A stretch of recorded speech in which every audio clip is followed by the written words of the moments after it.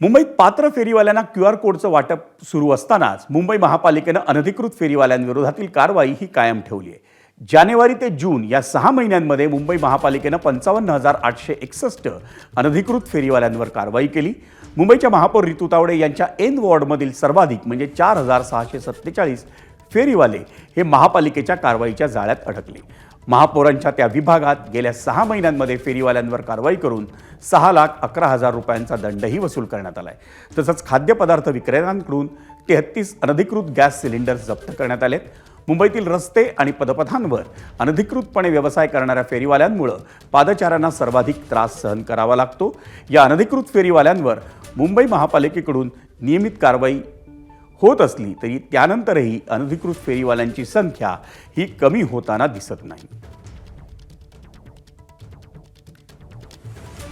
एकीकडे QR code देतात तुम्ही आणि QR कोड दिल्यानंतर त्यांनी कुठे बसायचं किंवा त्यांनी व्यवसाय करण्यासाठी बसल्यानंतर सुद्धा त्या QR कोड वाल्यांवर सुद्धा आता कारवाई होते. तर मला वाटतं की नुसतं QR कोड देऊन स्टंट करण्यापेक्षा एकंदरीत सगळं जे धोरण आहे ना एकदाच काय ते नीट ठरवावं आणि लवकरात लवकर त्या फेरीवाल्यांना न्याय द्यावा.